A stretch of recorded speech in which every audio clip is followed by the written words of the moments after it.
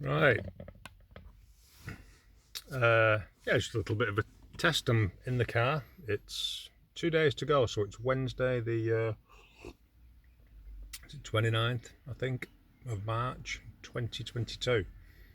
And I move out of Patrick's on the Gill in Ulverston on Friday. Exciting times. So, yeah, going full time in the van.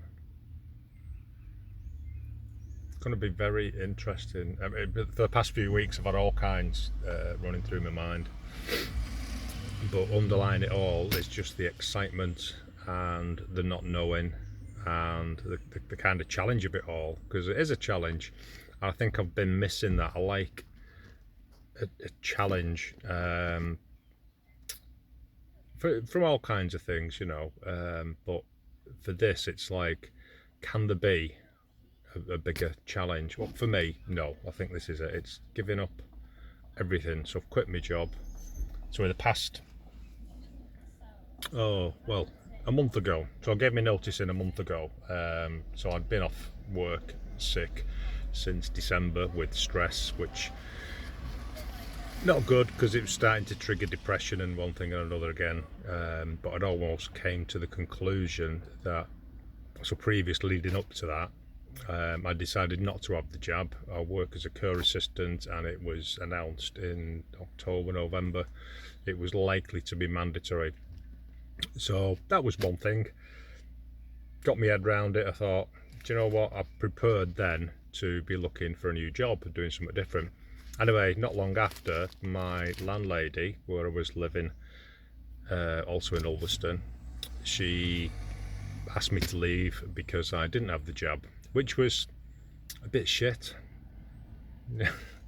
I'd been there for a year. Lovely lady, really, really nice, really kind, helpful, generous, and a beautiful place to live.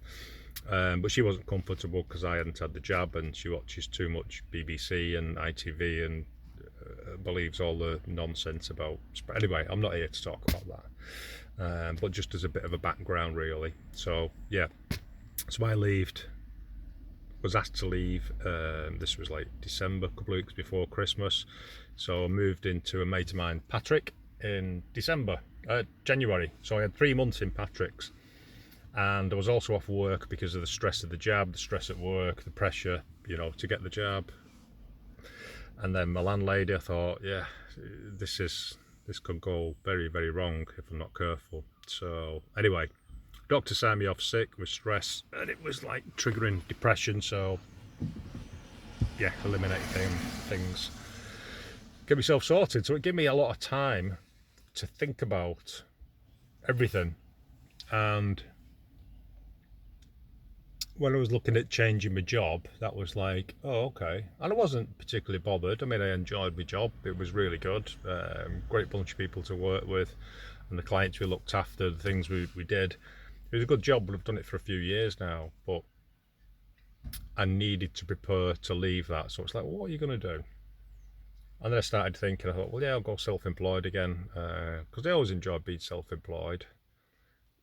And getting back employed again makes you realise how much you kind of miss that self-employed, although you've got to be disciplined, like really disciplined, and that's not always easy for me, I find, especially working from home. It's anyway, so I got my head around that, and then it came to the point that I had so much time off to think and prepare for this, and then they gave the back word on the vaccine being mandatory. So yeah, you can keep your job now. Hey, great.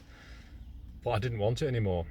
I'd already got myself in that way of thinking that I don't want this job, and because of things that had happened, like with the doctor, the depression, the whole thing, I thought, you know what, I'd kind of got my mind into this way of thinking of doing other things. So I took some time and thought about it. Thought, you know what? Get off and travel. Get off and live in the van. You've wanted to do it for years and years. Even back being a kid, Mum and Dad used to take me and our kid on holidays in the caravan, and I loved the caravan. And yeah, I just absolutely loved it from then. And then on and off, we've had caravan holidays and what have you. Always love camping, love the countryside, love the seaside, love lakes, love Ulverston, love it all. I thought, do you know what, I need to explore. I'm 53 this year, 52 now. So if you want to send me a card, October. So I've decided to do it. I've saved up a little bit. I could probably, I'll say living on the road or in the car, I could survive. Well, I don't know. Depends how much it costs, really. But I've got £1,000 put aside to live off, so that's going to give me time. I need to make some decisions of what to do, because I've got that little bit of comfort now. I've kind of bailed myself out of the job and the home situation, so I've got no home from Friday and I've got no job from tomorrow. I think tomorrow's the actual day that my contract finishes, or Thursday, 31st of March. So I'm in a situation where I've got very little money, I've got a car, I've got no home. So I'm going to go and live in it and travel around for a bit. No idea where I'm going. After Anglesey. My only kind of thing to myself is don't go on the motorways. Don't like motorways. Yeah, they're convenient, yeah, they're great, but it's just kind of mind numbing. And I like driving, and motorways not the kind of driving I like. You know, it's great if you're going from A to B. You know, you jump in the car at A, it's like, wait, can't wait to get to B. But you've missed so much along the way. And that's fine, because you only want to get to the destination, but I like to enjoy the journey, hence the logo, which is going on the window, or the side window soon. Yeah, it's enjoying the journey, but you can't enjoy the journey on the motorway. Yeah, I'll put audio books on and have the radio music and what have you, but I like the drive, so I'm going off just on motorways. So anyway, I'm aware that we've been going 7 minutes now and I'm waffling, and that's fine. This next chapter is going to be, it's a diary for myself to look back at. It's a diary for all the people that I know, you know, some friends want to keep in touch, and family and what have you. So yeah, they can all have a look and have a nose, have a laugh, see what I'm up to, take the piss. I don't care, but yeah, it's a reminder for me as well. So I kind of like when I get old. I'm not old. I'm 53, 52. I put years on myself. It's one of them things where it's like, you know, Jeff, if you don't do it now, when are you going to do it? So when I'm old, if I end up in a nursing home and I'm sitting there, I can look back and laugh at myself doing whatever I end up doing, and at least I'll know, unless I get dementia, then I won't know, and then that'll be fine because I won't know anything. But I can look back and think, do you know what, you did it. You give it a shot, you did it, and whether it works out or not at this moment now doesn't really matter.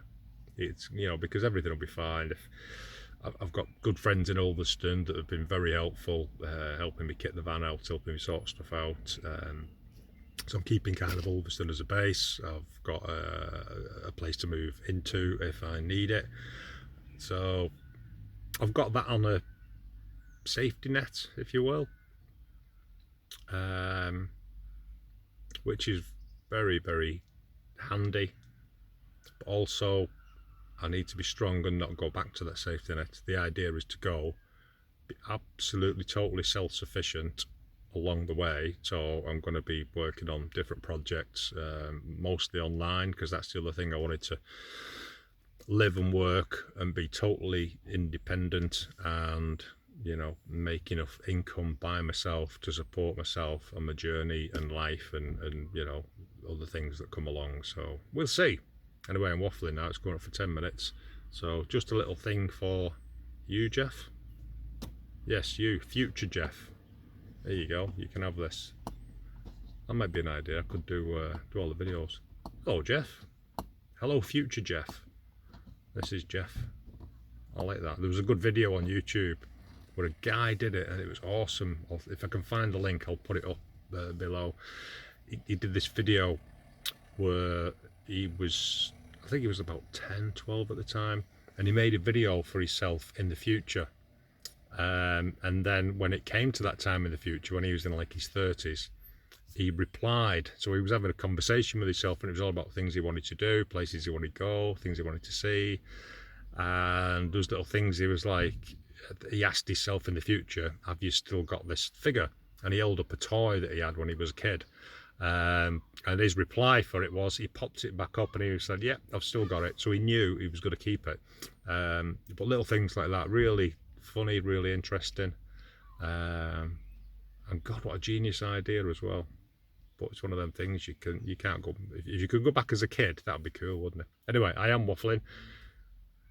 I've spent 11 minutes waffling, but anyway, right, I'm off. Gonna get rest of my stuff sorted out, boxed up, packed up, charity shop, dump, giveaway, and see you in a bit.